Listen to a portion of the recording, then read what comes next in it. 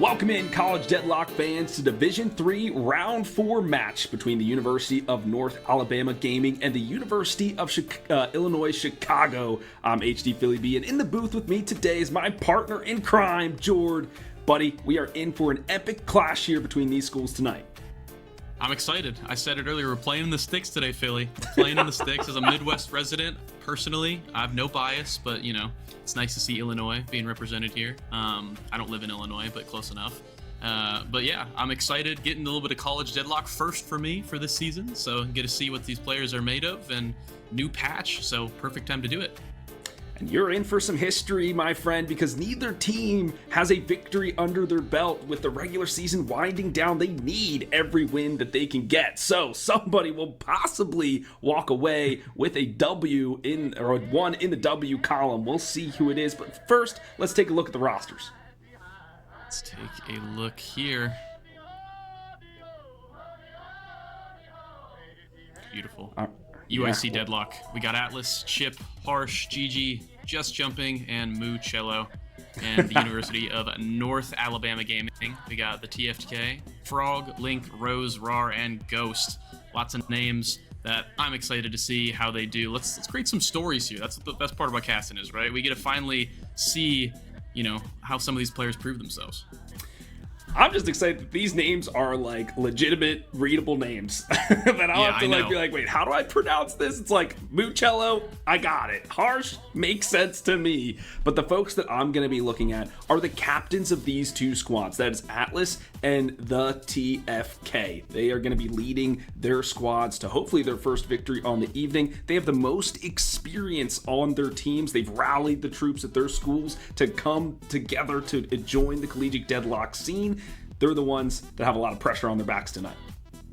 Yeah, I mean, when you set everything up, you want to perform, right? And keep in mind, for those who are not aware or maybe forgotten, it is a best of two format, so there actually can be draws. I think both these teams have a few draws under their belt, right? So kind of, you know, worst case scenario, best case scenario doesn't really exist here. You got three: win, lose, draw. Draw, definitely not what you're shooting for either of these teams. As you mentioned, we're getting, you know, close to the end of that regular season, right? So both these teams really want to pick up that win, because having a couple draws under your belt doesn't really get you the points you need to advance forward. Yeah, and the University of Illinois Chicago, they've drawn twice so far. They're a team that kind of builds their momentum throughout a series. I would love to have them in a true best of three and see how they fare, because I feel more often than not they would win it, but because it's just, you know, two matches, see what happens, go from there. They just haven't been able to like hit the whole Mach 10. They're like at Mach 8, 9, hitting the gear shift, and then the game's over and they're like, oh, and they got to go home. So I hope they make it in to the playoffs to have so their momentum can really shine. That's the story of that team there. For the University of North Alabama Gaming, kind of on the up and up. They're forming together as a team. They're learning how to really play the game as a six-person unit, and that's one of the most difficult parts from going to solo queue to an organized play. Yeah, and sadly for those hopes and dreams, the new patch might throw a wrench in a few things. Hopefully not too much of the teamwork. You know, hasn't been too many huge reworks, a couple changes here and there with some characters, a lot of items getting buffed, a lot of number changes. But I'm really excited to see how these two teams navigate that change of the patch. What is prioritized character-wise, right? What items are being rushed? What's kind of play styles are being figured out here between the two teams? That's kind of the fun part about these grassroots scenes, right? Is seeing how each of these scenes, each of these teams, you know, for collegiate, it's each of these schools, right? Figuring out how they want to play the game. And we'll see how this new patch affects it.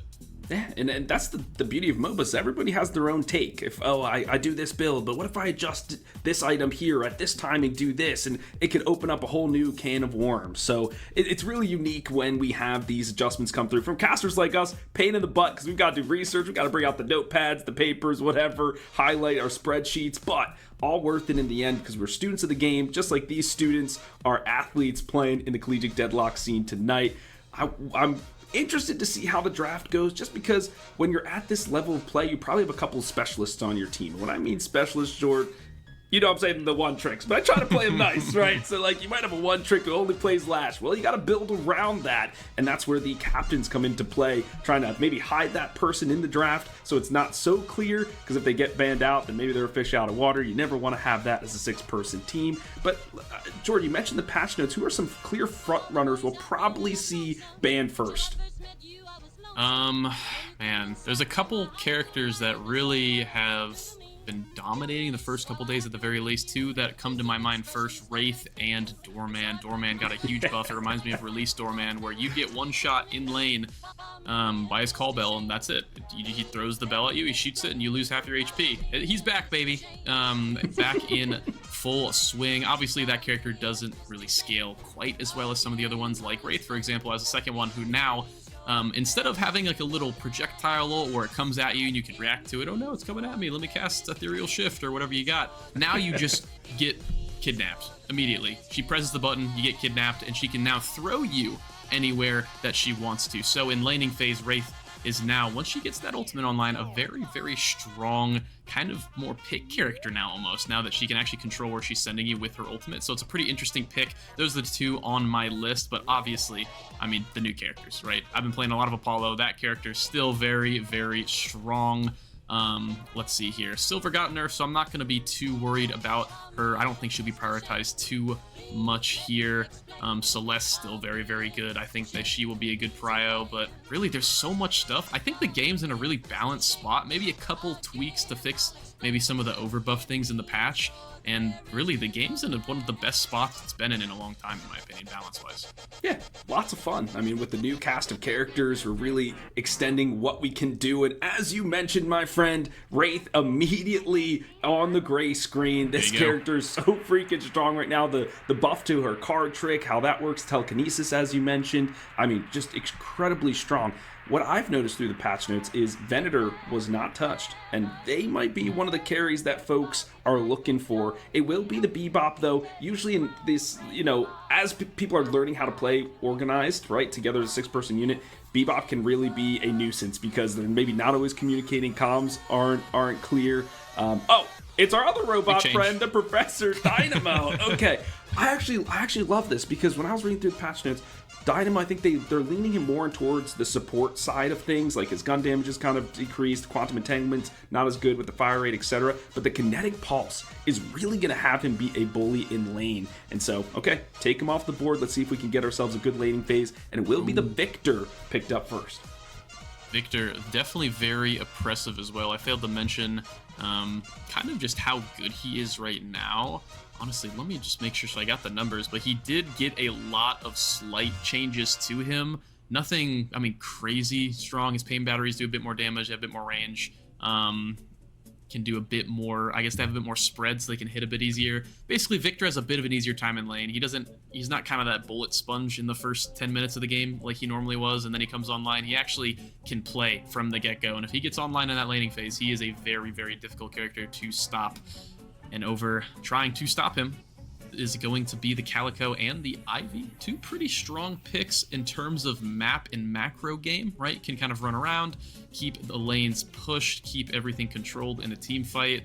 Not necessarily a great pick into Victor on its own, but you got the whole draft ahead of you here for the University of North Alabama Gaming. And there we go, another nuisance in the patch here. Rem, the ultimate did get nerfed, so you can now stop the REM sleep instead of before it was completely unstoppable, so that was a bit rough to deal with. However, this character's still pretty strong. Lots of healing, lots of damage from the pillow tosses, can still run around the map in 2 seconds and take all of the center sacrifices, so we love to see that. And there's the Celeste that I was talking about earlier. So a lot of new characters here for UIC Deadlock and University of North Alabama Gaming. Let's see what their third pick here is to counter that strong, pretty good 3 start for University of Illinois. I would love to see some frontline. Maybe an Abrams, maybe a Billy. Yes, they've fallen with the priority because of how they've been shifted in terms of this balance patch. For me, the biggest trend that I've noticed is how the ability points now need to be allotted. Before it was just like, I'm always going to do this, or I'm always going to do that, right?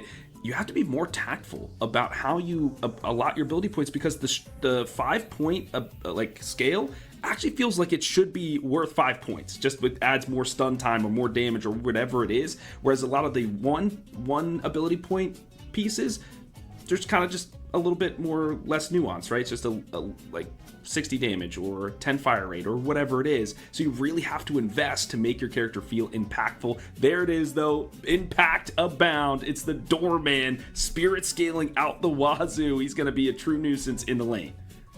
Yeah, whatever lane the doorman is in is a lane that is going to try to win, Philly, as we see a Vindicta ban over on North Alabama Gaming. And we'll have to see what Illinois wants to respond with. Now, the thing with Alabama's comp right now is they have a lot of utility, a good amount of early game damage. Obviously, the Calico, the Ivy, and the Doorman all have, a good amount of base damage to work with. But later in the game, there's not too much damage scaling, unless the Calico gets very far ahead. Then she can kind of just one-shot whoever she wants. But mainly, I feel like in a lot of the comp settings, she's mainly played as more of a frontline. And there's another kind of utility character, that Viscous, being pulled up. There's not a ton of damage right now is my only worry, and there is still a lot of picks available, as the Moen Krill is the ban for University of Illinois Central. But I guess we'll have to see what they end up going with, as UIC Deadlock have a lot of damage already with the Celeste and the Victor, who's kind of that mixed bruiser frontline. Let's see what they respond with, and let's see if they can punish all this utility coming in. It's kind of hard to, so maybe it's not a bad draft decision. I'm just curious about the Moen Krill ban, right? You saw the amount of utility already being picked up by Alabama Gaming. Why not ban out a carry? Try to limit their pool even further. Instead, you go with the Moen Krill, which maybe you could have picked up yourself. He's been pretty buffed in the early game. He's still going to fall off hard, right? His curve goes like that. But in the early game, so much more impactful, which you love to see. The Yamato, though, scooped up, and there's the Venator. That's the carry I think is going to get the most amount of play as Wraith is taken off the board. That leaves Alabama wanting. Mirage got hit pretty hard. 7, I think, is in a good spot. Infernus has been adjusted more to like a nuker kind of character. So I'm curious to see what M1 they go with.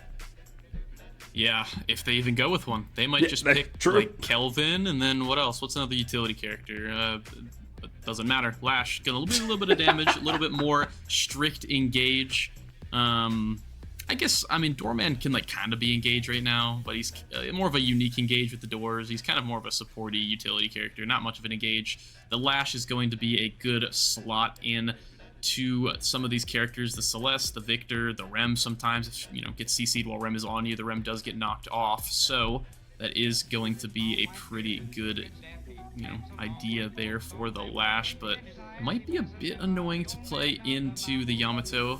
We'll have to see. As the Grey Talon, I'm assuming that's going to be a gun Grey Talon, or maybe some sort of hybrid with Mercurial Magnum, some sort of way, shape, or form.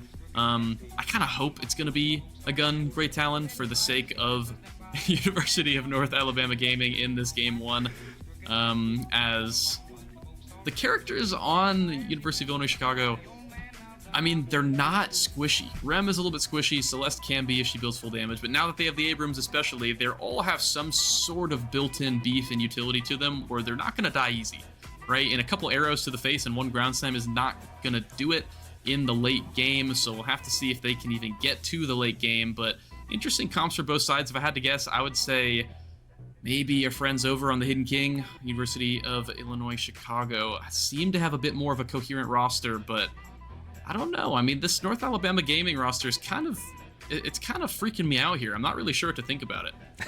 It's a lot of Spirit Burst for me. Early game Spirit Burst. They want to get a good roll, a good lead, and kind of just keep that advantage moving forward, which it is possible to play, but you have to play incredibly aggressive and incredibly decisive. As soon as you get a pick, you have to roll it into objective. You have to press your advantages. You cannot make a mistake, and you cannot allow openings for the University of Illinois Chicago to get into this game, because once it gets to that late game portion, like minute 25, etc., these characters are going to be unstoppable. They're going to be tickled by the burst, as you mentioned. So it's Alabama. They can do it, but this is a tough thing to execute. We've seen the pro level type teams like Melee Creeps, etc. Do this kind of composition. You got to be quick with it. I do like UIC Deadlock's team. I think that's just more well-rounded, as you said. all about ease of execution. That's my biggest thing in this game. It is a very difficult game, lots of things to pay attention to, so the more your comp makes sense, the better it looks to me. So we're getting into the game now, and one thing that I'm really looking at is going to be this right-hand lane that we're seeing right now, Venador and the Yamato against the Doorman and the Great Talon. I had a feeling these two are going to be paired together as they have a lot of burst, the Call Bell and the arrows, as we're seeing it right now, but the healing from the medic is going to keep that Venator nice and healthy for him. I was curious why Yamato wouldn't be in the mid lane with the Celeste, just a ton of spirit poke, right? Just kind of burst some people down, and then, you know, have the Abrams over here with the Venator kind of combo. If someone gets in a trap, you shoulder charge them. There's some more synergy there, I feel, whereas I think right now the Abrams is going to have to keep this Calico in check. If she rotates, he will rotate and make sure she can't get to this early snowball lead, because she's still going to be really impactful in the early game. Will fall off late, but has a little bit better scaling as long as she gets that ability, the second ability point that gives her the bonus souls on kill. But I'm seeing, is that a golden goose egg here for the Lash? There it is, the new item, the golden goose egg. Basically, for those who do not know, when you buy it, it slowly increases in soul value over the course of the game, and if you keep it long enough, it can give you a big soul increase. However, it does have the price of, you know, minus 10% damage across the board when you have it on. So when you're picking that item, you're not looking to kill anybody with it. You're looking to farm waves, bounce them back and forth, get that soul income as high as possible, and then sell it when you're looking for one of those juicy power spikes. And that's interesting to have it in what I'm going to call the quote-unquote off lane or unsafe lane, right? Because you want to keep that carry of the opposing team under pressure, which means you want to do damage to them. You want to make sure that they don't feel comfortable in lane. If you get the golden goose egg, then you're feeling passive. You're gonna tickle, right, with your ground strike, etc. Really gonna be relying on the entangling thorns of the Ivy to keep this victor under wraps. But the tag along from Mucello will be singing a lullaby and keeping him up all night long. So, all right, I'm taking that lane. Probably going to be a win for the Victor and the Rem. Yeah, there's no killing that Victor at this point with the Rem healing, the medic healing, and just the natural regeneration that you're going to be getting, probably with Radiant Regen when the Victor decides to get it in that game.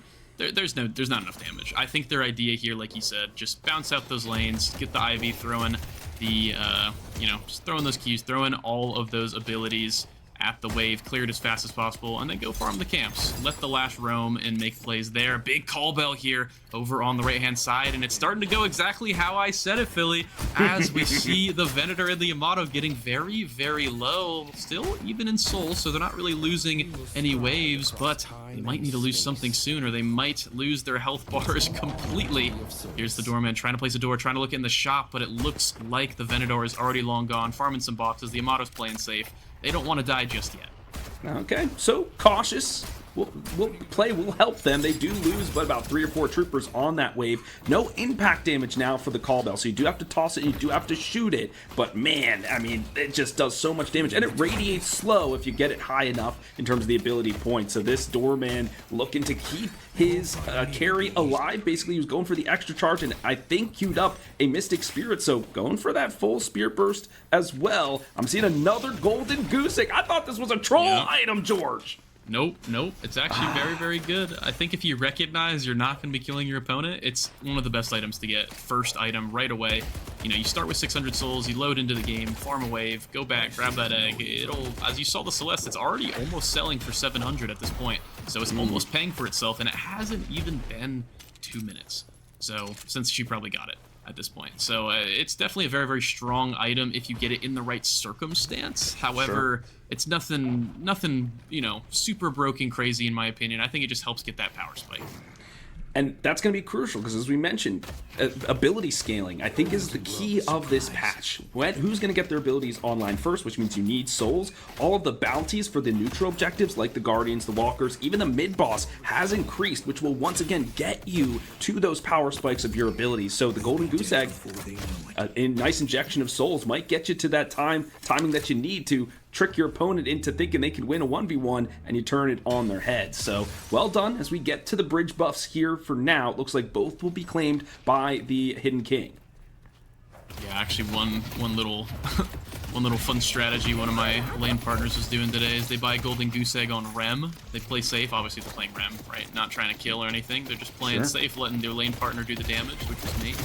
And as soon as the Golden Goose Egg reached a certain threshold, they sold it, got Cultist Sacrifice, ate a minion, and then they extended even more of that gold lead, right? And getting that income up even higher. So there's a lot of interesting things you can do. I'm not sure if that's even a good strategy or not, to be honest with you.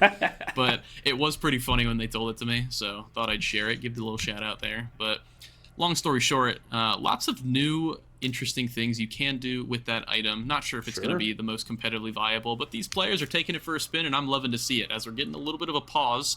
A little bit of banter back and forth as well. No kills yet. No big changes really in these lanes yet. The only thing that's surprising me is look at the Venator and the Yamato. They bounced back. They managed to get back into the lane, took a second, got their health back just a little bit further. And the Greytown and the Doorman, I mean, I wouldn't say they ran out of steam, but they got to start back from square one now. Well, where's this Venator? Is he trying to cut the wave? I mean, he's deep in enemy territory, Jordan. He's got to be careful there. Or he just be coming for a wraparound. Maybe a gut shot will set up a kill for the grappling slash, or the flying slash now, rather, to the Crimson Slash. All the slicing and dicing from the Samurai. But you're right. It's been a very kind of calm, very relaxed game here as the players are trying to feel their way into it. I feel like once those ultimates do come online, though, the fireworks, they're going to explode. Oh yeah, I mean right now they're just throwing rocks at each other. They're throwing duds, but as soon as they get the power, they will look for these kills. There's the Abrams going for it now. The ultimate's not going to be connecting as the cube does protect this Viscus, but I don't think any kills are going to come from it as there was no stun on the charge as well, so the Viscus is just going to run out. Yeah, and then missed the melee hit, so that's unfortunate. But he loved the combination and the good timing here as another Death Slam rings upon the battlefield, this time onto the noggin of the Victor. But he stands tall with a quick jump start to shoo this pesky Lash away. The Flog and the grappling to maybe put him 6 feet under. He does have the reanimation should he need it, but the Entangling Thorns come to his aid. This is the good part about the current state of Victor is that, yeah, he dies, goes ahead, he loses the second life here, but the cooldown isn't so crazy as to where, oh, for the next 5 minutes I can't do it, right? So all he has to do is just play a little safe, bounce some waves, he's already at half health, and then one medic minion, he's going to be back to full. I mean, it's not really that big of a deal, especially he has the Rem as well. I mean, it looked nice from the Lash, but, I mean, all it really is doing is making it so Victor can't push you down and, you know, I guess win the lane further. They're just going to be playing passive at the end of the day. So we'll see. You know, it looked cool. At least gave us something to talk about. But at the end of the day, a whole lot of nothing on this one. But mid lane is, I mean, they're getting violent over here in this mid lane, Philly. But I feel like they just can't get the job done either side. I mean, mid lane is my favorite lane of Deadlock because this is where the casters come out to play. Not just us, buddy. I'm talking about the players in the Cursed Apple, just slinging spells, trying to get that Guardian down as quickly as possible. Another little skirmish in the jungle won't be resulting in too much. I'd be curious to see if the Victor did get his first ability point into the reanimation, because if he does, that means when it's on cooldown, he gets that extra fire rate, etc. The Flying Slash does go catapulting through, almost taking down the Doorman, but he's able to wiggle on out of there. Maybe not quite yet. He's 1 HP, and it looks like the TFK goes down in the opposite lane here, and it looks like the Yamato popped heal, but she just could not quite find the vision to get the Doorman. Finally, we see a kill, though, on the other side. It's going to be the Calico that did go down there, leaving that Viscus all alone to defend the tower. And a great play, finally, from the Abrams and the Celeste. They've been getting aggressive all laning phase, and finally, it looks like it paid off. Get a little bit of tower damage, get one of those kills, slight soul lead. That's exactly what you want to see if you are UIC Deadlock. Yeah, and if you can unlock this Abram to start making rotations, or hell, even the Celeste, can really help facilitate the rest of your lanes. This Abrams, though, in a really sticky situation. Good thing the Celeste is there with some Radiant Daggers to shine the lights to the exit route. Still some work to do as the Leaping Dash comes through, tries to cut down the Detective. A Puddle Punch barely whiffs, and I think the Abrams, with the Infernal Resistance, a parry to now turn the tide. The Radiant Dagger to slow him up once again, and it's a Bob skipping a weave for the Calico to get out of dodge. Yeah, I think that Abrams, he didn't channel that punch right away after the parry, and he got a little scared. I mean, that happens sometimes with the parry changes that happened a little while back where you're not stunned quite as long as you used to be. So if you miss that first punch, you know, it's not quite true anymore if you try to go for that punch again. So Abrams just decided to play it safe, back up, but still very, very good play to get out of dodge there. Good parry on the reaction. He wasn't even looking, just did it off the sound cue, so well done there for Atlas. And manages to get out alive. One thing I'm paying attention to here is this Owl who's going on to the Yamato and gets the kill assist. Beautiful job there. Well done for the Doorman and the Great Talon. Finally getting a kill. I mean, I think that's the first one, correct me if I'm wrong, in their lane. And they've had a very, very strong laning phase, I mean, on paper at the very least. So I would expect them to have a bit more of a soul lead than they do. But finally now, that kill on the Yamato is going to do at least a little something.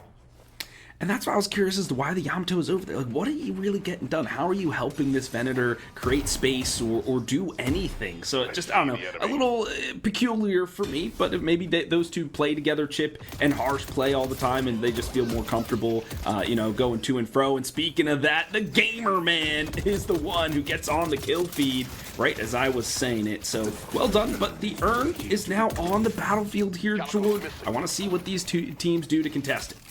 Honestly, I don't even think it's going to be touched for a little while. I wouldn't be surprised if they just let the whole first urn go right off the bat. I feel like this Lash and this Ivy are enjoying their spot right now in this left-hand lane, and mid lane is so volatile. I feel like if you're University of North Alabama, you would be a little scared to try to contest that urn.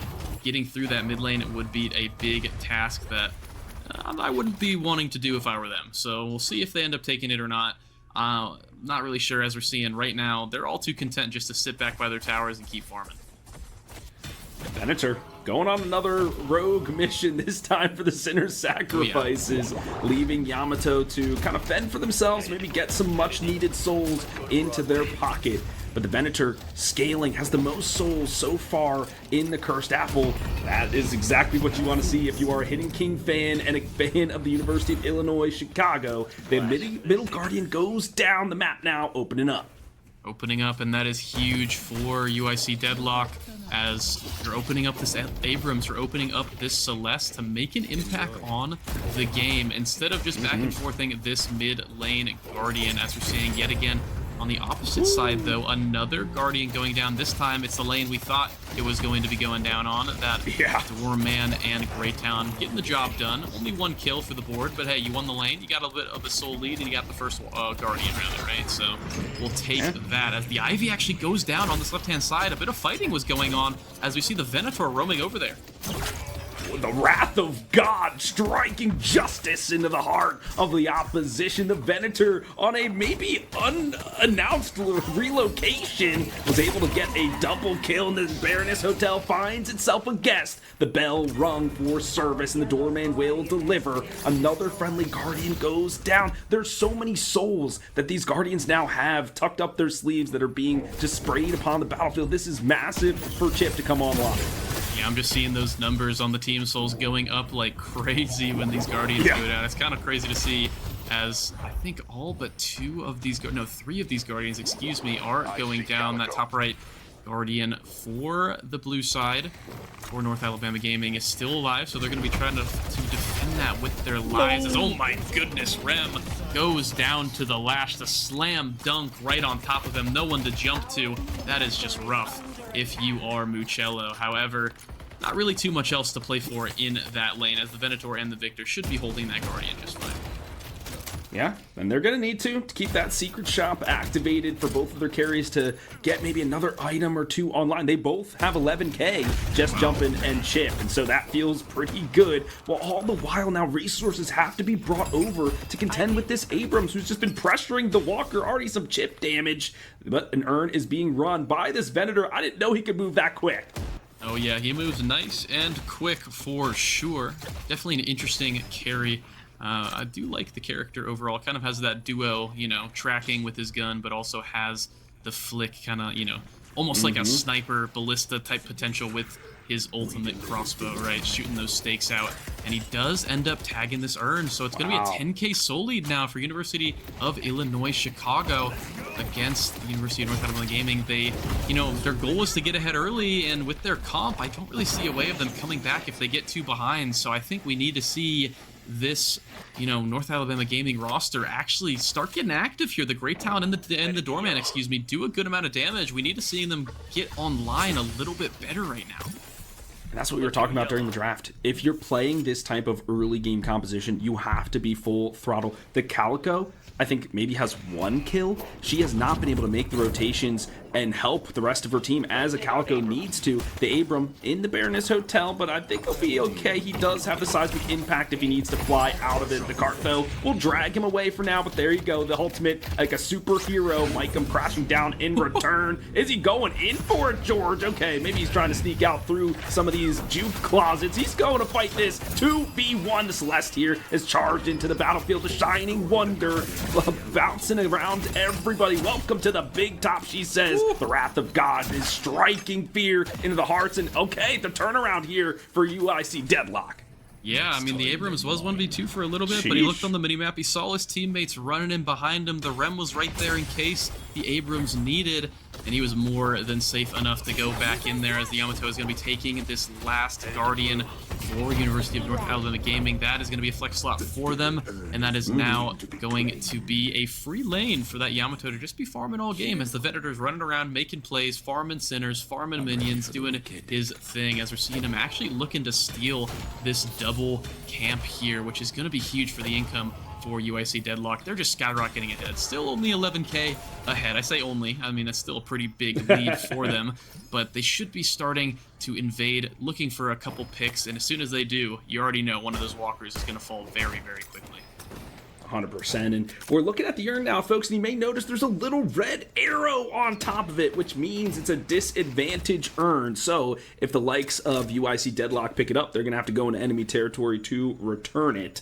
So I like that's a nice little change there for us casters. Oh, yeah. Love to see, so we don't have to do quick maths because, Jordan, you and I both suck at it. So love to see it there. For now, the players content to farm up as we head into the mid-game. Still those golden goose eggs racking up some souls. I'm seeing about 1,800 here for the Celeste.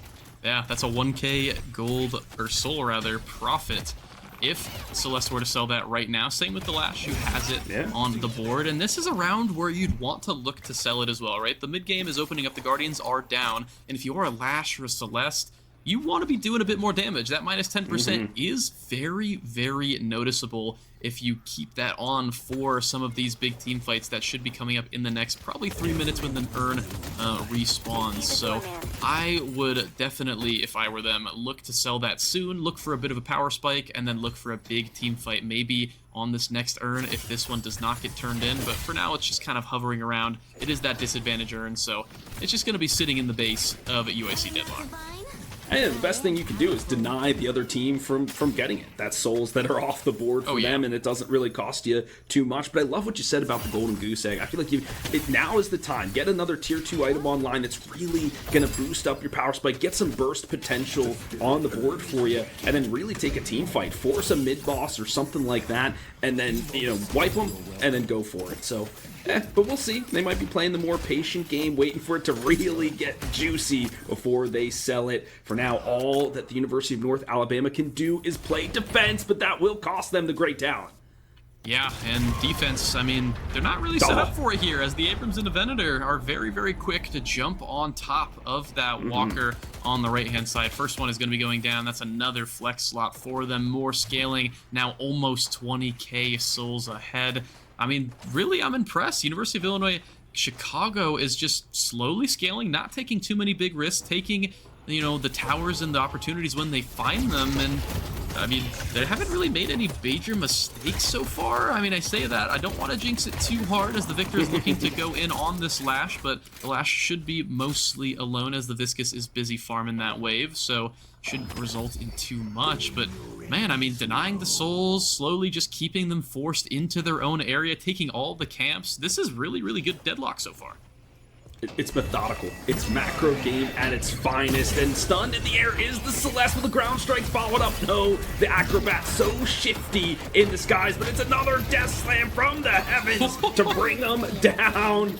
But Chip is there to have a chip on his shoulder. He is notching some bullets in his belt. They're fighting over this Walker now in earnest. Finally, George, the first major fight of this contest. The Shining Wonder bouncing to and fro, but GG will succumb to the arrows of the Gray Talon. It's a 1-for-1 trade. The Walker still stands.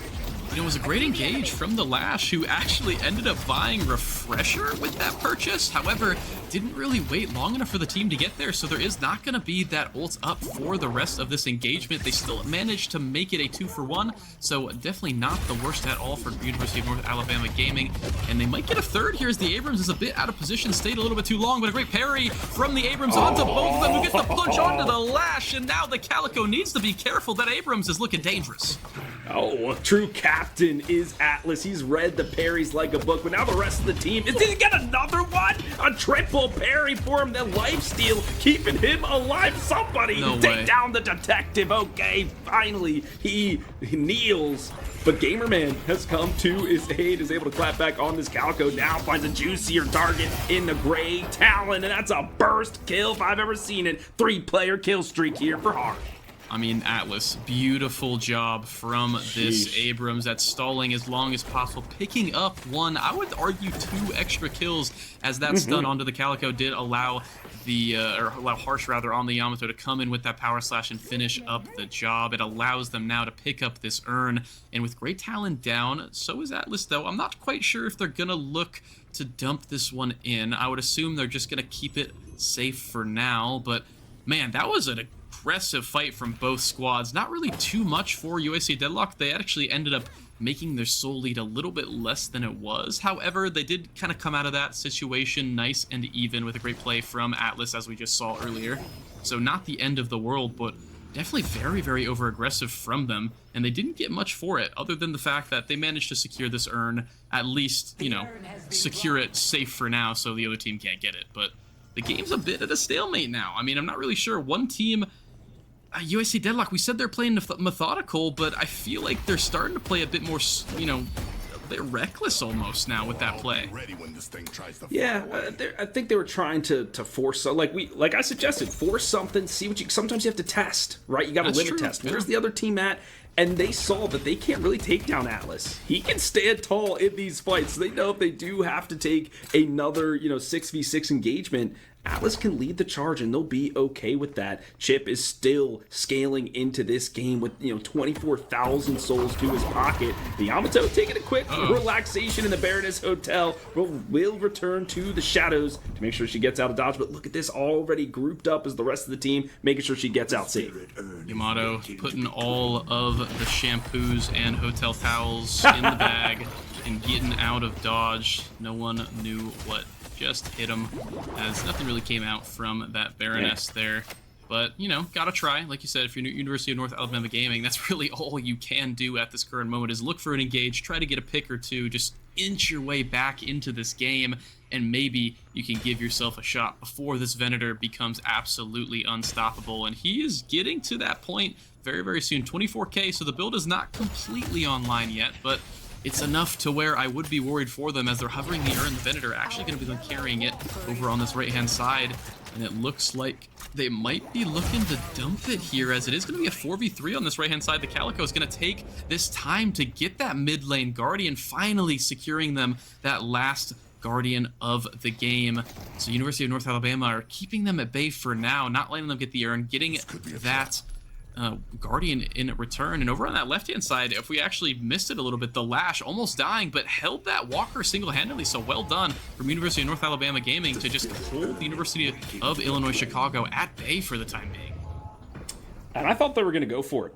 UIC. Yeah, I mean, Atlas, just the way he's positioning aggressively, but now he finds himself in a solo bolo situation. The ultimate expended, the return to the shadows for the Calico, and can't be snuffed out by the detective. He will just kind of prowl around the rooftops. But this is what I mean. He knows he can take these fights. He knows he's ahead, and he'll just whittle down abilities as best that he can. So once again, back to this kind of stalemate position. The teams are going to ebb and flow the wave state to try to, trickle down these walkers best they can.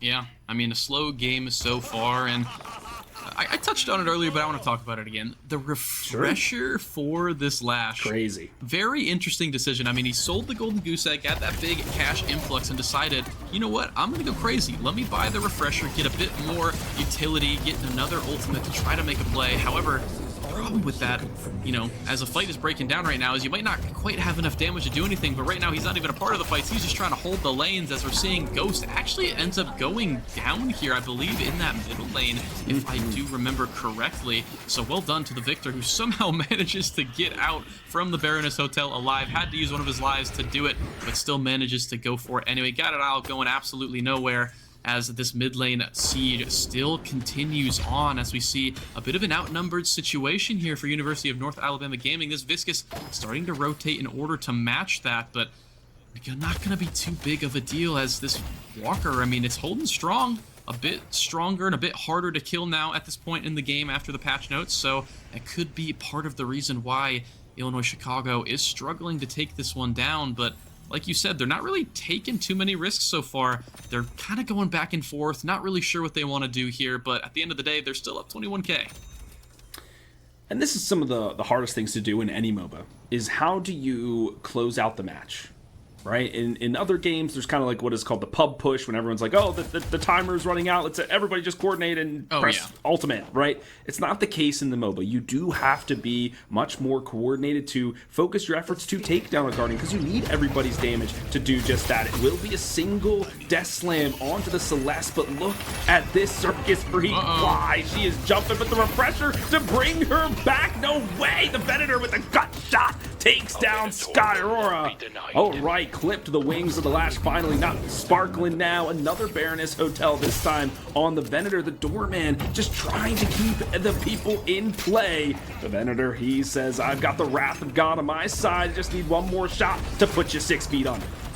Looking for it too. That great gut shot on to the Lash. And now the Doorman's going to be the one going down, as the Abrams Atlas, the hero so far of this game, comes on in, dives up the Walker, and now here we go. The big fight for University of Illinois Chicago. They're diving the Walker. They're looking to take it down. It looks like it will be going down, but can they also win the fight? The health bars are starting to get low, but the members of University of North Alabama Gaming are also getting low, as the Great Talon goes down, the Doorman goes down, the Lash has already been down, the Ivy goes down now. It looks like they've run out of steam. Let's see what they can get on the return. I don't think it's going to be much.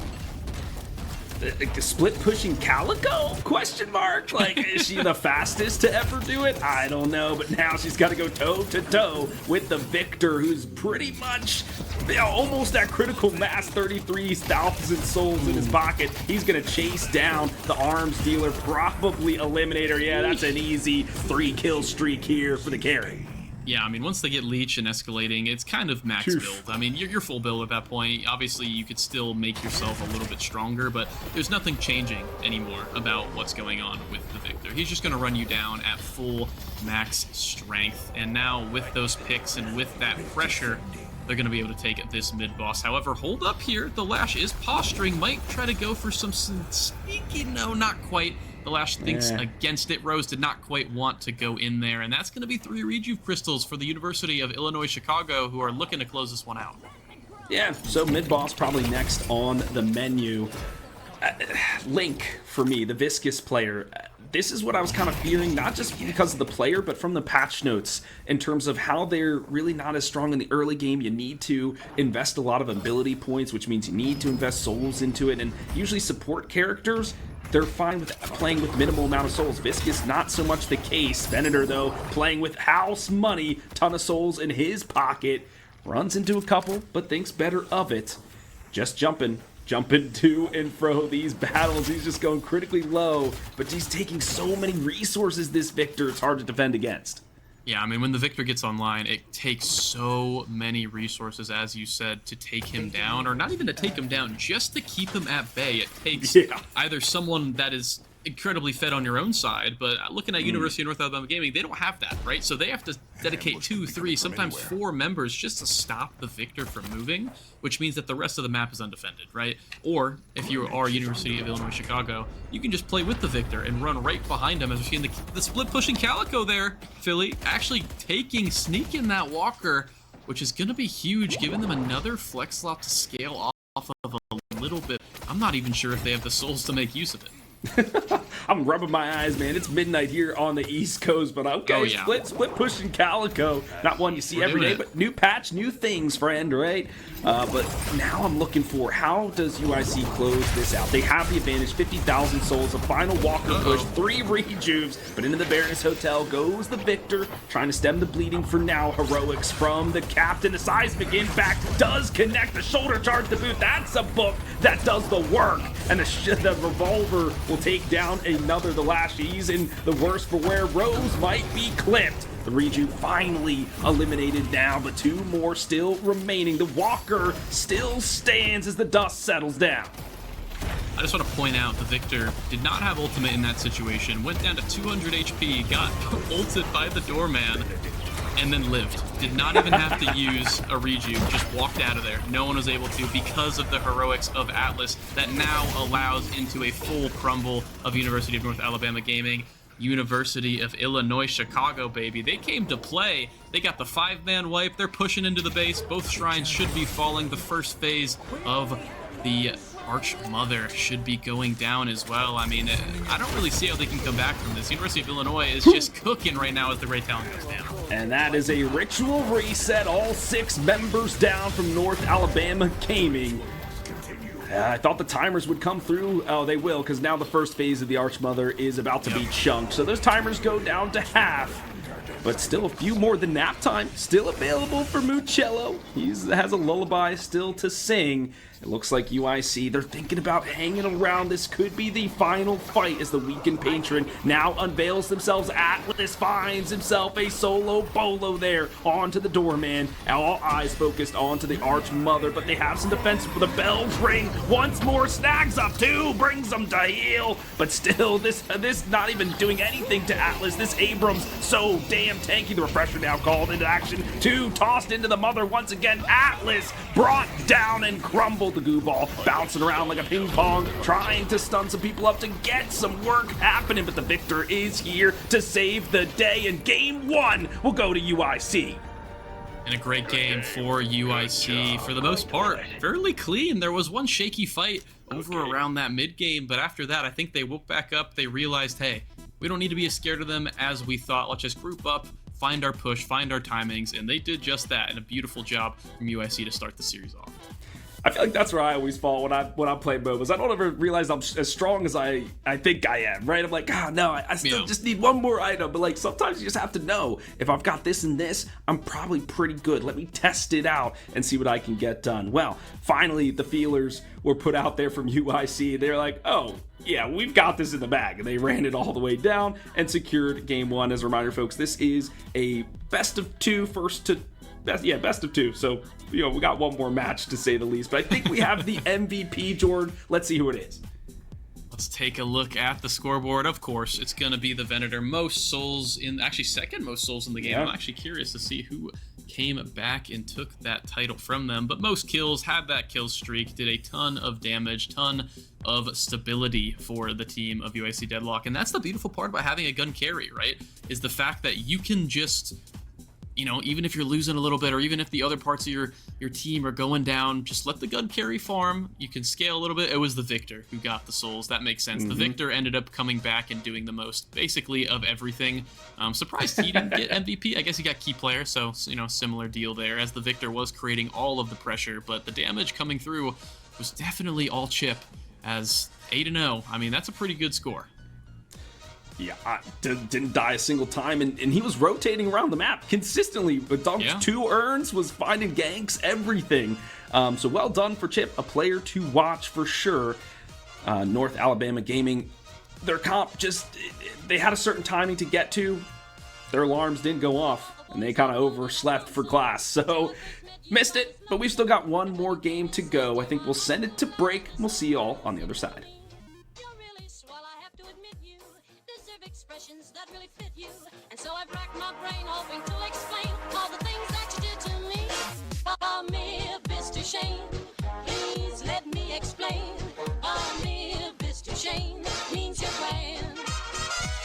A mere Mr. Shane, again I'll explain. It means you're the fairest in the land.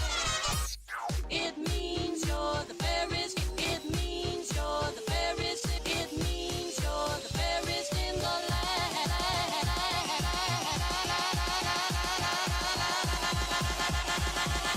It means you're the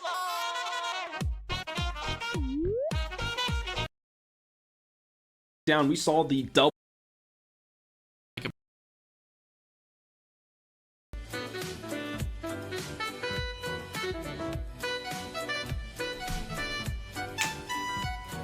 Welcome back, College Deadlock fans. You are tuning in to a Division III Round 4 match between the University of North Alabama Gaming and the University of Illinois Chicago. It's HD Philly B here with my main man, Jord, and we saw a pretty clean victory from UIC there for game number 1.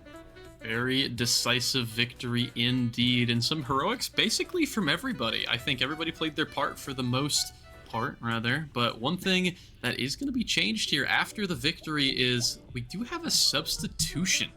It is going to be Mucello over on the Rem last game is going to be subbed out for Bombkin. I believe that was figured out beforehand, so it's not like a performance thing. Don't worry about that. I think everybody did amazing last game, but giving Bombkin some playtime, it seems like here. We'll see what they can, come out with as we see the Doorman getting banned here. A little bit of respect being shown over to the players over on University of North Alabama Gaming. I can't remember who played the last game. That does not matter too much as we're seeing the Celeste ban as well. So a bit of new bans this time around.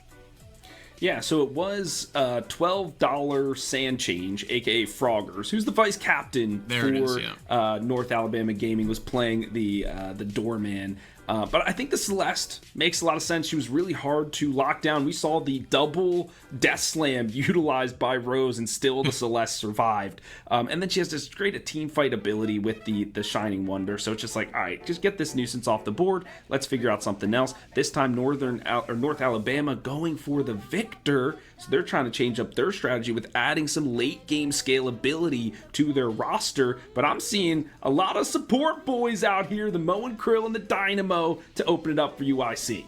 It's like the strategies have flipped a little bit here, Philly, as we're seeing the victor getting first picked by the opposition, whereas UIC is going with a bit of the utility this time around with the Dynamo and the Mo and Krill, and Wraith being left up, though, with that Doorman ban, which means that we are going to be seeing a bit more damage this time around. I think University of North Alabama definitely know, and maybe are overcorrecting, as we're seeing the Venator as well. Screw utility, they said. Those characters are overrated. Let's just go full damage and see what happens, as we got that Victor Wraith Venator over on the side of North Alabama Gaming. Wow. And then we get to see the Yamato, cool, calm, and collected for UIC Deadlock, get a bit of a well-rounded start to their comp. Might be a bit crazy going with the Dynamo as well, but they did just get banned early in the first round last time, so maybe they would have banned it if they didn't take it right away. So I guess, maybe they have a good Dynamo player, maybe they want to get it on the board, as the character is pretty good right now in my opinion, so why not? Yeah, a lot of changes to the kinetic pulse, makes it stronger in lane. There's a couple charges, better scaling, that kind of thing. Quantum entanglement, not so good. Rejuvenating aura, so-so. The singularity has been adjusted, where a lot of its max health damage is now locked behind the 5-point ability upgrade, so you really have to invest in that, and I think players are okay now that kinetic pulse is much stronger. To that being said, just like when you're reading a book, it's got a beginning, a middle, and an end, and you need all three parts to fully understand it. Last time, North Alabama had the beginning, not so much the middle or the end. This time they've got a lot of the end, but not the middle or the beginning. So how are they going to get to those final chapters? That is the question here for now. The bans do come through. We have the Abrams and the Ivy, so we won't be seeing them in this match. The Drifter now received a few buffs. He's on the board. Pretty interesting character right now, the Drifter. I feel like it's definitely a snowbally character. If he gets online early, he is going to just steamroll the game. It is very, very hard to stop a Drifter, especially by yourself. I would advise against stopping a Drifter by yourself, as that's the whole point of his character, is to kill people that are alone.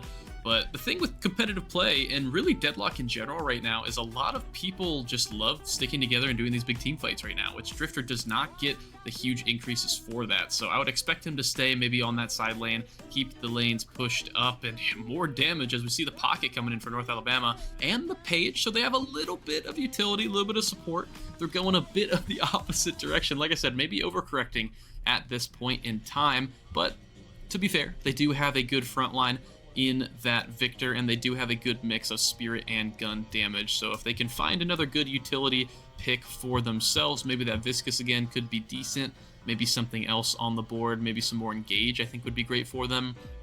I think they'll get a decent, well-rounded composition. We're seeing UIC Deadlock trying to find their own well-rounded composition with the Infernus and the Billy, right? So they have a good amount of brawly potential with pretty much all of their characters. They all love scrapping it out. They have okay laning phase, I would say. Billy and the Yamato are definitely not too shabby. The Infernus really just depends on his matchup, so we'll have to see if he can get a good one.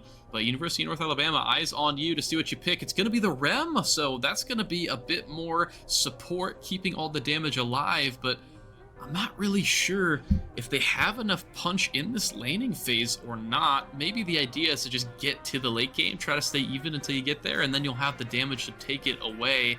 Not too sure, as a lot of the CC is in UIC Deadlock's hands with that Dynamo and that Moe and Krill. I don't know, man. This is a tough one. For me, as I'm looking at this, it's like the first half of North Alabama Gaming's draft is just a bunch of late game damage, gun damage, spirit, there's some spirit damage in there, what have you. Then Pocket, Page, Rem, big team fight ultimates, a lot of spirit damage, good in the laning phase to kind of pair up with each one of these other characters, 2-2-2. Whereas the UIC, they're kind of going more for this pick comp. They want to play early on. They want to utilize the Moe and Krill and the Drifter to really keep the snowball from happening. If they can get an early lead, there's potential they can. And we saw how good their macro game was in game one. They could probably take that all the way home. But if it does get to that 25-30 minute mark and above, this team is going to falter. There's nothing a Drifter or Moe is going to do at that point. So they really do have a timer on their hands, as it is time to deadlock and roll into game number 2. And we'll have to see how it goes this time around for North Alabama Gaming, who draft a very, very different composition, and I think maybe have a bit more of a different plan in mind. I'm hoping it means more aggression, more fighting, and a bit stronger of a game overall. But we'll have to see, as USC Deadlock want to clinch this victory. Like we said before, both these teams do not have a win yet in the league, so they're really going to be hunting for it. However, North Alabama Gaming has to just shoot for a draw. I mean, a draw is better than a loss at this point. You really wanted the win, but that is long gone, so you might as well try to even this one up. As you said before, I believe you mentioned they are scalers, right? They do tend to take a lot of those game 2 victories, so really hoping to see if they can get that one for themselves. What's most interesting to me, Jord, is this mid lane with the Billy and the Drifter, and I actually like it a lot, because if they can maybe get a pick early on, create some wave pressure, maybe get the Guardian chunked a little bit, the Drifter will be able to drift and go from lane to lane and get that isolated damage and really facilitate. While Billy is okay with staying in lane by himself, he can get wrecked and blasted all he wants and be totally fine with it. The Yamato and the Dynamo, though, in lane number 1, kind of just sustain, rejuvenating aura, Crimson Slash. They're just going to be trying to take some bullets and dish out some damage best they can. They've already sent the Wraith back once. It's the soul disparity. How is the economics going to be laid out across the board here for North Alabama? Because there's a lot of people hungry for souls. Yeah, we'll have to see. I believe, kind of just who can get it, right? Whoever does better gets, I guess the spoils go to the one who can claim them, and we'll have to see, as a bit of spoils are being claimed over by UAC Deadlock, trying to go in and evade that tier 1 camp. Gonna be getting them a slight soul lead in that middle lane, but nothing too crazy for themselves, as really not too much a Victor and a Rem can do to stop them at this point in the game. And that is what I was going to mention next, is these lane matchups. I'm expecting the University of Illinois Chicago to be putting a lot of presence on this middle lane, and as soon as this Moe and Krill gets the ultimate, I'm expecting him to roam over there and try to find a kill onto this Victor or onto this Rem. I would expect him to even find kill potential in this lane. I mean, Pocket starts out with negative spirit resist, and a lot of what Infernus can do now is spirit damage. If he goes for dash build, the afterburn scales a little bit with spirit, etc. You can find some kills, but it will be the first blood that goes the way of just jumping the Dynamo, an explosive start. Yeah, the Yamato landed that clean power slash, fully charged onto Rose, and just took him to like 10 HP. Easy cleanup for just jumping here with that kinetic pulse. Just take him to Pound Town really quickly, get that early lane lead, and pair up a lot of souls as well. I mean, almost 1k, 1k soul lead just onto that Wraith. I mean, that's going to be tough to recover from if you're going to be getting your ultimate that much later as the Wraith, where that's all your power is in the early game, is in that ultimate, throwing them back into your Guardian. You can't do that. You're not really that useful until you can catch back up later in the game, so definitely well done from just jumping and bumping. Yeah, I'm interested why Rose didn't go into the quote-unquote off lane or the lane 3, whatever you want to say, because she has the projected mind. You have some of that escapability. Maybe you pair that with the Page. You have some fire rate in there. Put the Pocket on the other side with the Venator. Try to get some of that spirit damage in, and etc. Like, I don't know. I don't see both those gun carries working in tandem is just not it. But maybe when the ultimates come in line, we'll have a different story. And the biggest problem that I think you're kind of getting there with is the fact that when you have both those gun carries in the same lane, it makes it easier to shut both of them down, right? Yeah. If you have them separated, then you can at least, maybe bank on one of them doing well, try and accelerate one of those sides. But when they're both in the same lane, especially when that lane is losing like it is here, I mean, they're both going to be set behind, which makes your game that much more difficult. But lessons to be learned, and we'll have to see if University of North Alabama maybe has a different plan for us here. Maybe something we don't know yet. We'll have to see. I like to stay positive here, but right now, I mean, not looking great as it is a 5k soul lead for the University of Illinois Chicago. And now the bridge buffs coming online, so each of these teams can make rotations should they choose. That's when you have to fight the barrage of souls being unleashed from the briefcase just to shoo away the bartender for now. Looks like we'll have a 1-for-1 trade in terms of the bridge buffs. Yeah, it's going to be a little trade over Billy and the Victor, respectively, getting their buffs. And be careful here as this Yamato Bombkin trying to make an impact after being subbed in, going for the second kill, and it looks like, oh no, Rose just has no clue about the flank. The Dynamo ult comes in, and it's not going to be doing too much, but it's not going to matter as both the kills go over. Ghost and Rose going down, and that Guardian might just go down at this point. It looks like they are going to be going for it here, Philly. Base created was that singularity, right? You're not getting any closer, and then you just gotta run away. I love that Bumpkin is on this Yamato. That is one of their top 3 most played characters, so allowing Move to go back to the bench and kind of changing it up, and then just jumping. Dynamo and Abrams are actually one of their top characters, so maybe that's why they was banned out in that first round. So this is going to be the true full force of UIC Deadlock coming at us tonight. Yeah, a strong Yamato player is definitely a force to be reckoned with for sure. Coming from a Yamato player, it definitely feels nice when you get ahead. I mean, I would love to be Bumpkin in this situation is all I'm trying to say here, as we're seeing a little bit of a comeback here. The TFK running up, trying to pressure this Billy, but it looks like the mutual respect here, putting each other on about 100 health and walking away. A little handshake there. Love to see the fighting over in that mid lane. Billy going to be going back, trying to get that health. It looks like the TFK pretty much fully healthed now with the Rem jumping on and getting that healing going. As we're seeing, the Victor Rem, we saw it in the last game as well. Very, very strong combo. I mean, the Victor, the harder he is to kill, the more damage he does. I think that's the whole point of the character, and Rem is basically the perfect antithesis of that, or maybe not the antithesis, but it's a perfect complement to that, rather, where you're going to be keeping him alive for him, right? As we're seeing fighting over in this right-hand lane here, as Rose going down on the left-hand side, though. There's chaos all over the map right now as Gigi goes down, Atlas goes low, Harsh goes low as well. It looks like University of North Alabama won on this right-hand side, but they were not quite able to get these kills. But I say that, and I'm kind of, corrected here as the Drifter goes down, and it looks like the craziness is starting to settle as the souls are starting to even up here a little bit. Okay, you love to see it. Blood spilt in the cursed apple. They got overstepped there in lane 3.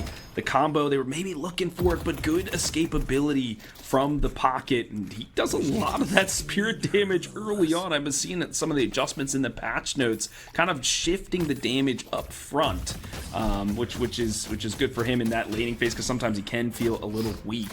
The Drifter, Jordan, you know I'm a hater. I don't like the Drifter. I don't like this character when it comes to like competitive play. Sure, in your pubs or solo queues, whatever, he's probably fine. But when it comes to full 6v6 comms, I'm just not feeling it. So I'm always scrutinizing the Drifter chip. We saw him carry the last game. Looking forward to him carrying this one 2 minutes before the urn comes online. This one's pretty even. You know, I think the one tool that Drifter does offer in a competitive play environment is that ultimate, the darkness, right? Getting everybody a little bit more uncomfortable. I think when you make the comms, especially when you're not at that tippy top level, when you make them a little bit that harder and you're not really quite sure where all your teammates are, it becomes that much more difficult to execute a team fight, right? And I think if, you know, Chip can execute a couple of those ultimates in the beginning of a team fight, you know, maybe they'll be able to find a pick or two quite early, as we've seen the Yamato go in, trying to find the pick themselves, and oh my goodness, they take down the Guardian, they take down the Ram, and they finally do fall, but oh my goodness, Bumpkin had no business doing that. I mean, 10 out of 10 on the dive, a Guardian and a kill. You'll trade that for your HP pool every day of the week. The Billy, though, still here to play, and he might find something else. This Wraith under duress. Once again, the Quantum Entanglement just to add some shiftiness. The Rend almost online. He's going to need it now, but the gunshot stuns up the Vampire. Will he take one stake to the noggin? It will be the Venator. This is his job to do, but the parry from Chip, this guy sublime with it, will shoo away the Venator. He will not go down quietly into the night. Yeah, crazy plays there from Chip. Proving us wrong here. 8.2k now, doing pretty well for himself on the Drifter, but you know, when the game is devolving this much into the chaos and fighting, that's exactly where Drifter thrives. So Chip all too happy in the game state currently, as they are about 6k souls ahead, so nothing too crazy, as the lead has stayed about the same, but Billy does go down. Atlas is gonna be taking a little bit of a break here, as the soul lead, I mean, inching closer and closer. University of North Alabama Gaming are fighting a little bit harder this time around. They want to win. I could tell they need to get this draw, and they're trying to put their best foot forward, but they still got a little bit of a hill to climb. We'll see if they can come back in the game a bit closer, as you know, they still don't quite have any of these Guardians for UIC Deadlock down, but that is the next step for them to go on. And you know, I was thinking about this pocket and page lane, and I was like, man, how is this going to work? But the amount of space that they can create with their abilities is preventing this Mo from really even stepping up at all. This combo has been unutilized for the last, what, 2, 3, 4 minutes? I mean, the lane pressure that they have with their abilities is just immaculate at this point, which is calling, you know, Billy over here to try to help out and see if he can stem the bleeding, turn the tides. But speaking of turn the tides, the aura of suffering unleashed upon the battlefield, but maybe it hurts too much. The rest of the team is on him, and Bumpkin, the substitute, shown that he is the X Factor. Oh yeah, I mean, you gotta be careful when you're the victor and you don't have support, because you're just gonna get run down, especially when you're by yourself. The Rem was not quite there in time, I believe, as the Drifter got so much extra damage with that isolation, and the Yamato, I mean, 12k is just doing so good for themselves, as Ghost now goes down, and it looks like Rose is going down as well, just jumping. 3 kill streak for the Dynamo, baby, as we're getting into this mid-game now, and a bit of a bigger lead now for University of Illinois Chicago. And will they close it out just like they did last game, or will University of North Alabama be able to actually bring this one back? The Pocket trying to make something happen. And what's going to happen is that he gets his tombstone marked right here in lane 3 as the combo unleashed from the Mole Man. Paige, all she could do was watch from behind the corner, unleashing the Bookworm, trying to keep the Guardian alive, but with 3 members here. And I think that will be dismantled in the quick instance, and there you go. But oh, a nice parry from the darkness keeps the Drifter away. Well done from the Paige. Yeah, stays alive, which is definitely something, right? You take small wins here when you're down this much, and oh my goodness, the urn. First turn of the game, and it's already a comeback earn. 10k souls now for the UIC Deadlock squad in the lead. And a little bit of the same as last game. They're just doing it slightly different. However, it looks like the University of North Alabama Gaming, like to say the full name, sounds nice. They get a Guardian for themselves, and it looks like that mid lane Guardian as well is fairly low. They get the urn here as well. If they can tag that one in, it will be a nice little comeback urn for them. However, this fight in the mid lane is not going for them as the Victor does get that reanimation protocol pop.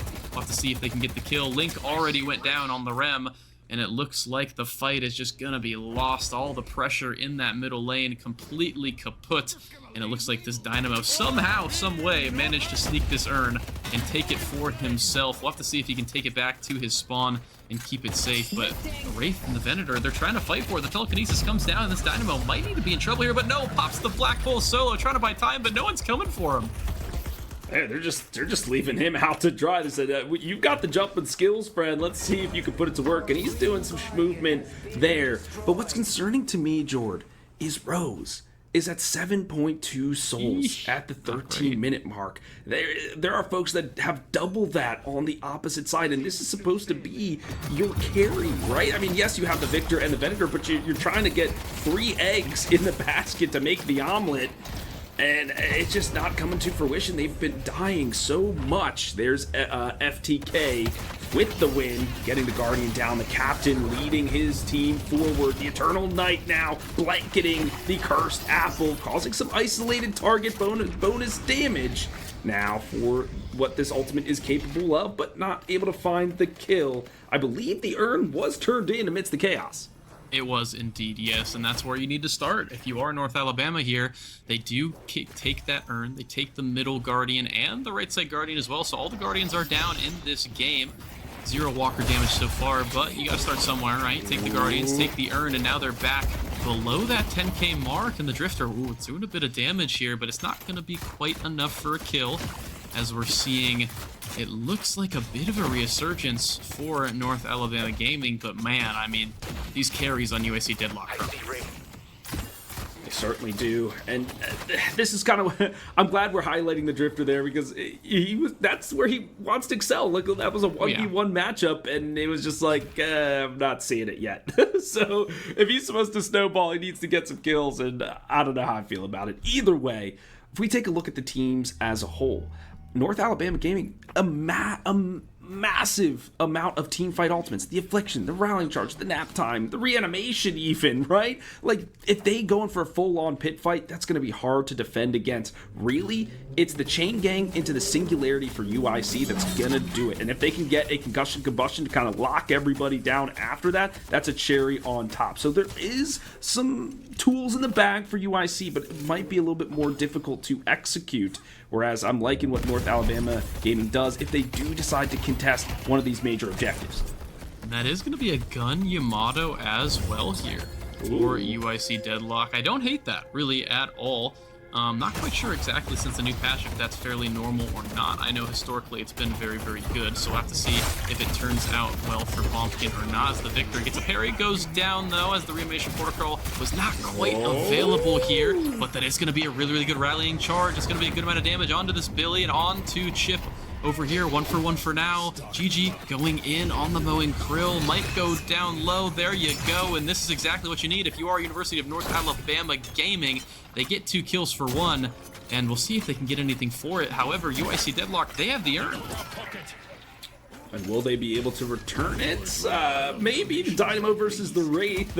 That's not one you see every day, but that's exactly what we were talking about. Nice for jump on into the urn contestation.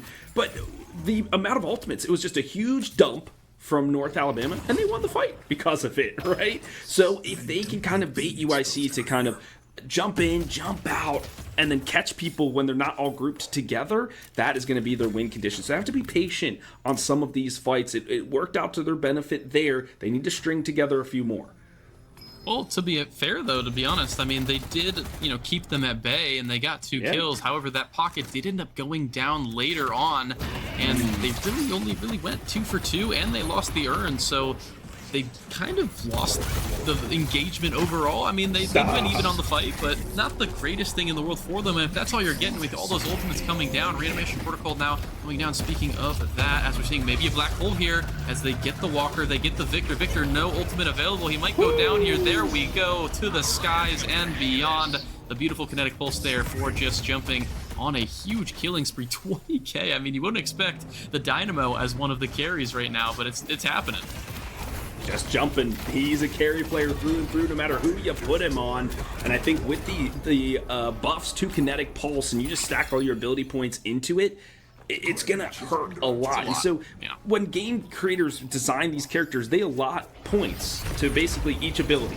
Right? It's just like your D&D character. If I got 20 in charisma, I don't have 20 points to put in strength or whatever it is.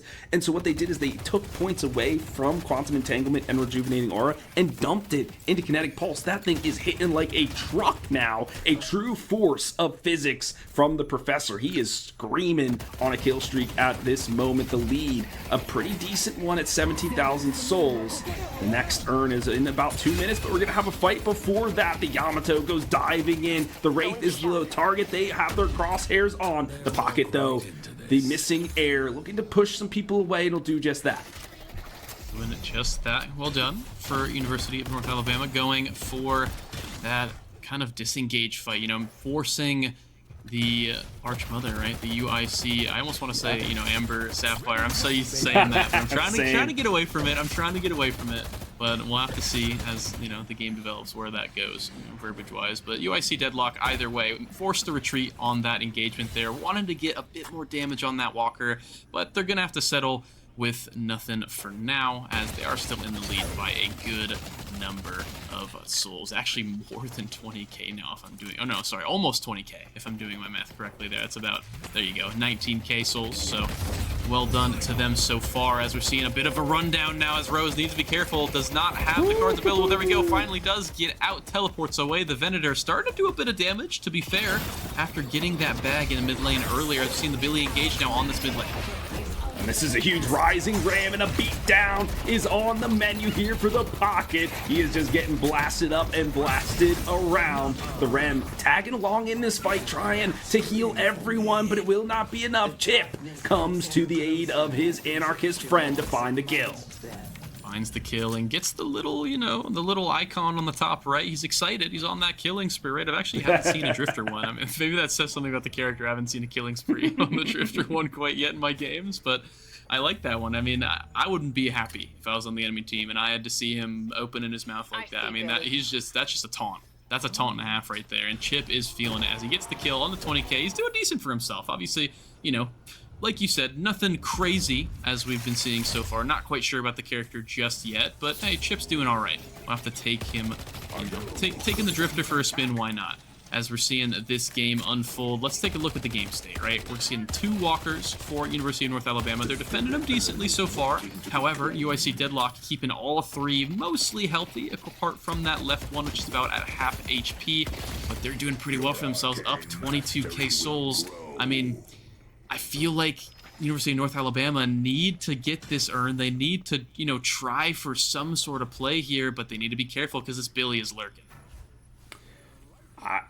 Yeah, and this might be to their detriment, because this is the point of the game where UIC is going to feel their strongest, right? Around this 21 to 25 minute mark. Once it goes later than that, and North Alabama can get more souls in their pocket, it's going to be out of reach. And maybe there's be some misplays or a clutch play or whatever. You know, you can never discount anybody, right? But the theory would state that that is how it would go.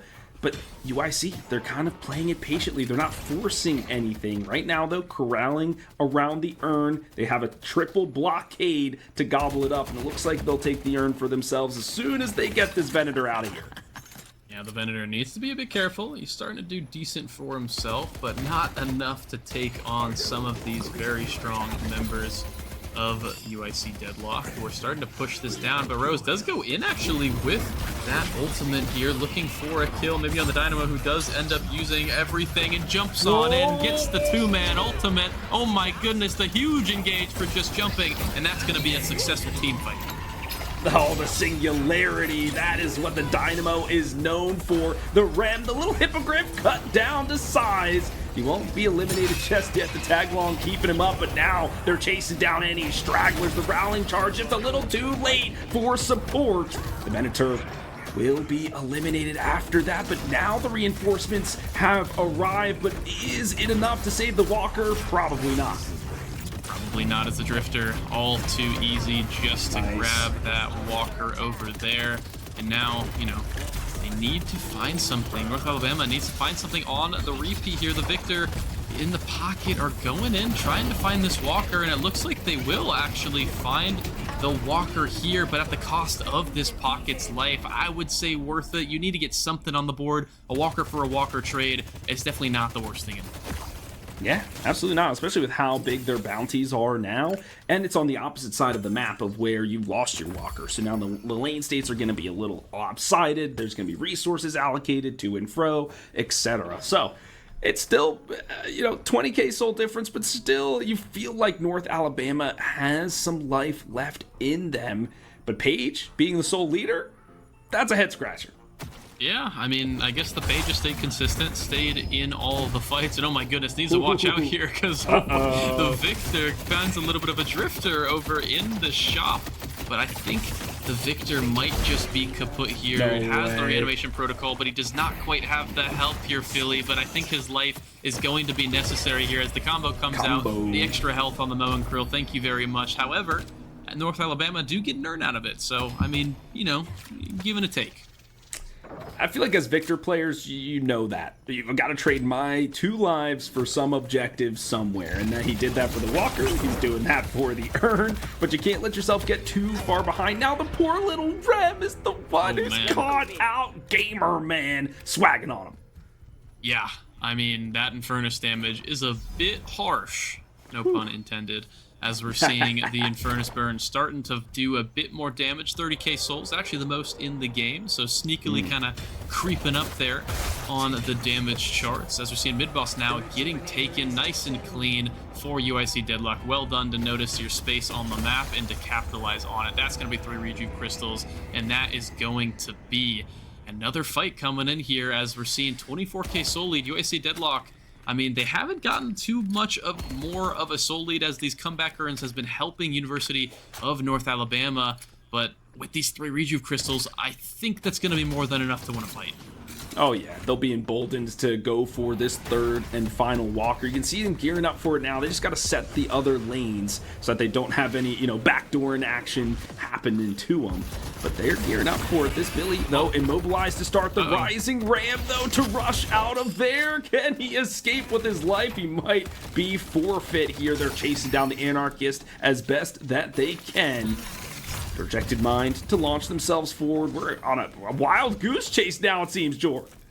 Yeah, trying to get the Billy, trying to get one of those Rejuve Crystals, but the Billy, I mean, he shouldn't have been there in the first place, but he manages to get out all right, and he gets an ultimate.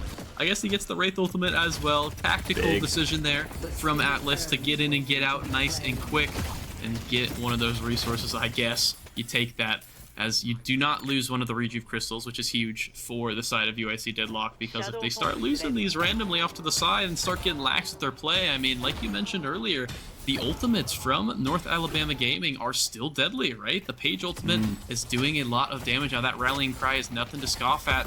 I mean, obviously the Pocket ultimate is always very, very strong in the game. The Venator's starting to get close up there.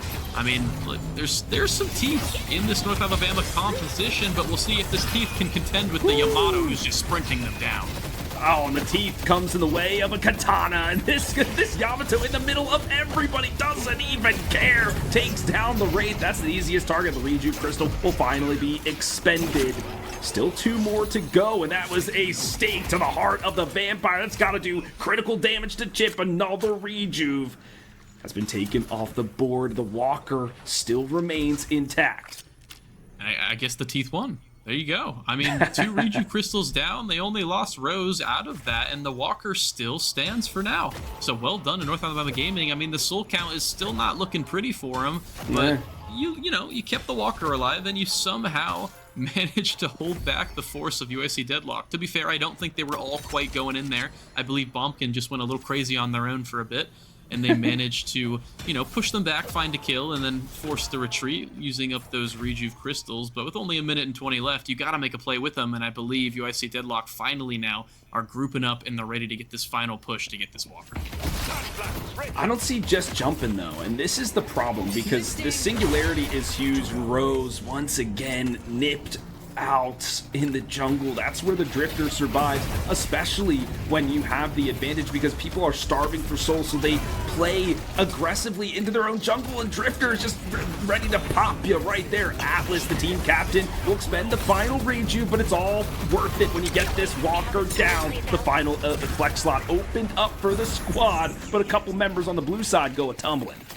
Yeah, they're going to have to work their way out of here. The Drifter and the Infernus are alone, but alone might not be too big of a deal as they're looking very, very strong, forcing North Alabama to run away. But the Drifter actually gets caught by the Page. Well done from Rar to find that route into the burn. The Venator is going to be helping out with that kill as well. The Infernus now forced to run away, but uh-oh, here comes Bumpkin. Is starting to fly and slash in. We'll see if he can do some damage. Does have the Shadow Transformation, must utilize it now, but it's a 3v1. Can Bumpkin, the bench player, get the work done? It looks like he can. One member off of the bounty list, 2 more to go. It's the little Remy Remington who's next on the list, and that's a 2K here for the substitute. In basketball, they say the 6th man is the most important. In Deadlock, it's the 7th man. You gotta have that extended roster, right, to be able to sub Bumpkin in a critical time here, trying to look for that first win of the league. And the performance that is being put on by the Yamato right now is exactly what you want when you sub somebody in, right? And regardless if they were supposed to be subbed in or not, doesn't matter too much. The point is they're performing, and they're performing well, and so is GG on this moment. Krill finds that combo, going to be more than enough damage to take down, I believe it was the pocket there. Frog does go down to that one.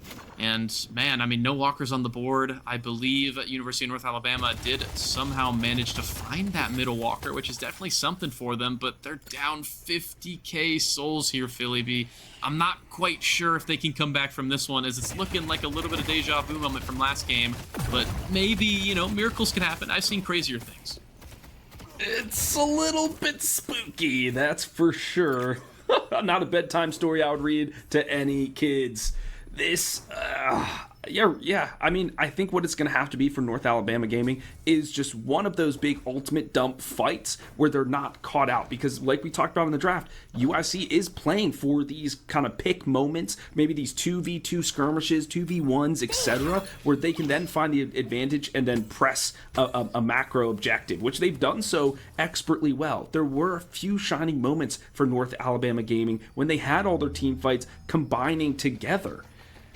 It's getting a little out of hand now. 40k plus for 3 members for UIC. Just Jumping has been farming for the last 5 minutes. He has to have Refresher. It's in his pocket right now. As soon as that item's on his roster list, they're going to go for a fight and try to end this game. What he's going to take down for as he already has 4 active items, so I'm curious to see what he actually ends up giving up. I assume it's going to be the Cultist Sacrifice. Yeah. Maybe he just pops it for the gold here and then goes for the Refresher later on. I assume that's going to be the case, as we're seeing, the pocket going down early before the fight even starts. That means the Drifter can all but walk into this urn, and now this Rem needs to be careful. As Link is starting to get caught out here. The sleep is going to buy enough time, but we'll see if it really matters now. Here comes the flying slash, and that's going to be all she wrote. 2 members down for North Alabama, and the Wraith does end up getting that walker on the left-hand side, which is definitely something, but I mean, 4v6, I'm not quite sure if they can hold their base. Yeah, the base Guardians, this is gonna be big. Another combo onto Ghost the carry. Sent to the Spectral Realm, and the base Guardians easily demolished. Now the Victor has to be the raid boss here, trying to do a one final stand. The Aura of Suffering does enough to push people away, but the Yamato has snuck into the base and taken down the Bookworm. The Librarian stint back to the study, and Bumpkin on a tear here in the Hen King base. Yeah, the glass cannon, the full gun Yamato just doing absolute work here. That's going to be a full clean sweep of the roster for University of North Alabama Gaming, and it might just be all she wrote, as it's going to be 67K sole lead for the University of Illinois Chicago, and it looks like the Midwest is winning today, as they're going to take the first bit of this Hidden King, and they should be staying more than happy to take the second part as well. And they haven't used the singularity yet for just jumping, so there is a bomb awaiting for the side of USC. They could just toss that in as their final rallying cry. Ghost is the one to step up first for the final defense. A Stalker's Mark will be laid upon him in a quick teleport in for the priest, and he will go to Jesus. It will be one more fight here. The rallying charge knocks a couple folks up and knocks them down. The bookworm there to send them away. Okay, the page standing tall is the last line of defense. Yeah, I mean, they're holding a little bit. They take down just jumping. No singularity to be had. However, the Billy is getting very, very low. That's a well-done kill there and a good defense for North Alabama Gaming. I mean, they noticed that, you know, they kind of didn't have the full roster, UIC. They kind of split up, not really sure exactly what the play was, and it looks like they are going to be going for the mid-boss. If they can get all 3 Rejuve crystals, that actually won't be too big of a deal, as it is a 2-for-2. There you go. Now it's going to be a 4v4 for the next 30 or so seconds, but it's not really a 4v4, it's kind of a 4v7, as the 3 Rejuve crystals are going to be doing so much for USC Deadlock, and with this much of a lead, I really don't see how they mess up this time. Protect me, brother. They have their assurance here, right? When they go in, they know they can expend some life pool and just keep the war of attrition. Uh-oh. Oh, yeah, I forgot. Oh, no, okay. I forgot about that. Oh, he's a mole man. Okay. He is now allowed to go through the tunnels, okay? That was part of the update. I highlighted that as a big Mo and Krill fan myself. The disarming hex will not shoo away Bumpkin. He is slicing through the little hippogriff boy. Oh, Remy, though, is able to tag along and stay alive. The shadow transformation about to be over, but Bumpkin gets his quarry, takes down the priest once more. All eyes on to the weakened patron of the Hidden King. Bumpkin with a 2K. I think this one is all said and done. UIC will take it, I believe. Oh no, the kid's still going. The king, he's taking some shots. He's taking shots. He's invulnerable. They're defending for a while, but it is a 3v6. I don't quite think they can get this one done. Bumpkin finally does go down after doing so much work in that fight, but it looks like the members, the reinforcements for University of Illinois Chicago have arrived. There you go. Big singularity to deny everything that you could possibly throw at them. There's the ace, there's the victory, and there's the first win for the University of Illinois Chicago. Okay, well done. Claps around, applause for UIC. The Hidden King was like, he was like bursting, and then he was reconforming and bursting. I was confused. I was like, wait, is he dead? Is he not dead? It's like some crazy visual stuff there. Yeah, those patrons are no joke. They're patrons for a reason. They got supernatural powers, and so does UIC as they take this one in a clean 2-0 sweep, net themselves their first victory. With only one more week remaining of the regular season, they desperately needed that victory on the side of University of North Alabama Gaming. They'll lose another one. They've got one more week to salvage something for the season before it's all said and done. Jord, let's take a look at the MVP. Let's take a look at the scoreboard here. I have a feeling I know it's going to be who it is. Give us just a moment to get that scoreboard ready for you guys to take a look at. But for now, we can kind of, figure out and see who it's going to be. I feel like Bumpkin might be on there after how much work he was putting in. And man, I haven't seen the gun Yamato in a long time, and I forgot how much damage that one actually does. And you just have an unkillable demon sprinting at you, chucking shurikens at you left and right, and they're doing 50,000 damage each hit. Numbers might not be completely accurate, but close to that, as I think I saw Rem get 2-shot by the auto attack, so that's definitely something. And there we go, 18 kills, most headshot kills, there's a stat, right? Most player damage, second most objective, actually most objective damage, most healing in the game. The Rem couldn't even compete with the Yamato healing. I mean, that's something. Yeah, a huge performance from Bumpkin. It just got to a critical mass point where he's just like, I'm going in. I'm stronger than everybody. Yeah. Almost gets the full constellation. Just missed out on a couple of assists, and those all went to Chip, utilizing the Eternal Knight, which got the bug fix that now allows those assists to come through, which helps him with his isolation stacks, etc. So, okay, the Drifter doing something here, getting some assists on the board, but well done overall from the side of UIC. I mean, hey, when you're playing a pit comp and you're able to disrupt the team with that Drifter ultimate as well, I really do think the character has some sort of, play in competitive play. Maybe it's a stretch, maybe it's a long shot. We got to see him in some of the really high level, big tournaments here in Deadlock, hopefully up and coming soon in the near future. But until then, we got these games to work with, and right now, I mean, hey, 1-0 for me in recent memory. So well done to Chip, and well done to the University of Illinois Chicago, who take that to a victory. Absolutely, and it's been fun rocking with you in the booth today, Jord, with Kashi on the back end and our observer LeSpank as they're running the eyes in the skies. We thank everybody for tuning in to this late edition of Deadlock College Esports. From everybody here at the organization, we bid you farewell, and remember to follow us on socials at Collegiate Deadlock, and we'll see you next time.